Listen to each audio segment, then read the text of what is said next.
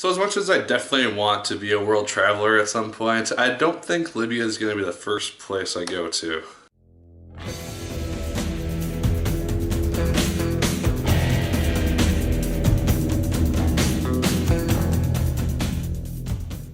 Hello once again, watchers of Good Movies. My name is Nick Pell, and this is once again coming from my apartment. Now today we are going to be talking about the film 13 Hours, The Secret Soldiers of Benghazi. This is a story about an incident which took place in Benghazi, Libya in 2012. This is about 6 soldiers, I believe, who basically had to try and survive and rescue as many American lives as possible. Now this film has some notable controversy around it because it is solely focused on these 6 American soldiers. They come from a variety of different branches of the military. Some of them are CIA, some of them are Army, Marines, what have you. The film does solely, for about 95% of the film, focus on them, and we don't really see a lot of the background for the regular civilians and the people who they're fighting against, which, I mean, is fine, because that's what this film is supposed to be. It's supposed to be showing how these 6 soldiers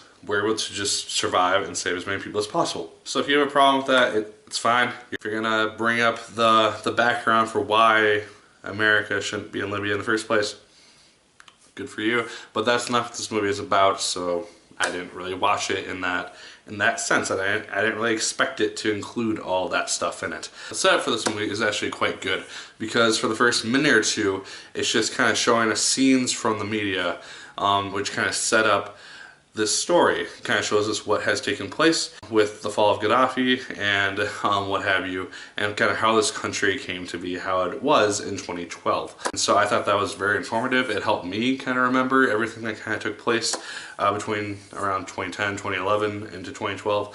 I thought it worked quite nicely. John Krasinski, most people know him, I think, from The Office. I haven't watched the show, so he's the main star of this film per se. It stars majority all 6 of these actors who play these soldiers, but he has the most focus to him. The story focuses on his family dynamic the most, and we see him just get the most screen time. James Dale gets probably the second most screen time. They're kind of the 2 leads, they're the 2 leaders, and they're the most enjoyable for me to watch. Pornstache from Orange is the New Black, he's also in this. I didn't realize who he was until I got home and I checked IMDb. It's like, oh yeah, that's who you were. I had no idea, and I couldn't remember for the life of me throughout the whole film. He also does a good job. There is a car chase scene towards the beginning which is very shaky cam-esque, and it's just kind of a lot of jump cuts, which makes it kind of difficult to follow what's exactly happening.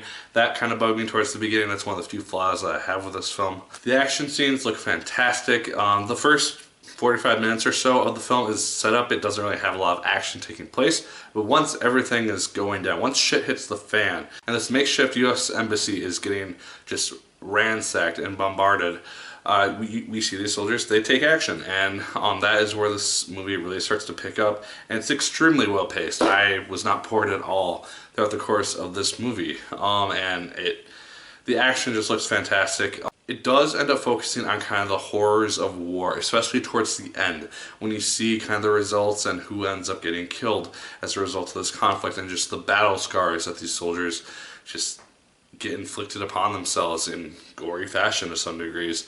And I enjoyed that they showed that, because it shows that these guys, they're not invincible. They're not just going around just taking down the enemy because they can.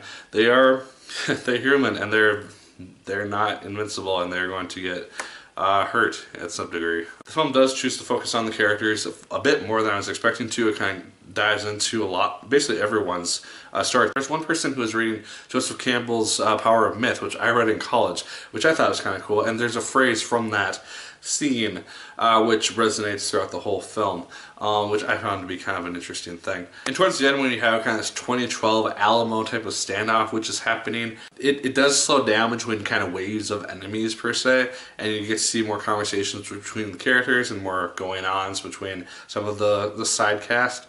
And that's fine, but I would have liked it if they had just consistently showed us the action, kind of like the end of Fury, if you remember that film. If I remember correctly, once the end hits, it just hits and it keeps on going, and it doesn't really slow down till the very end. I would have liked to see more of that instead of just kind of escalating the conflict and then kind of slowing down. escalating, slowing down, escalating, slowing down. That would have been a little bit more of a better flow, I think, personally.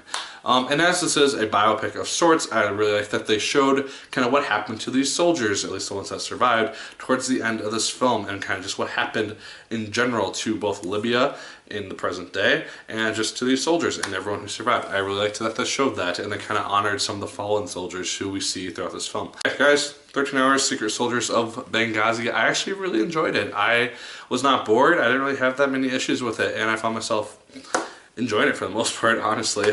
Let me know your thoughts in the comments down below. Did you like the film as much as I did? Did you hate it more than I did?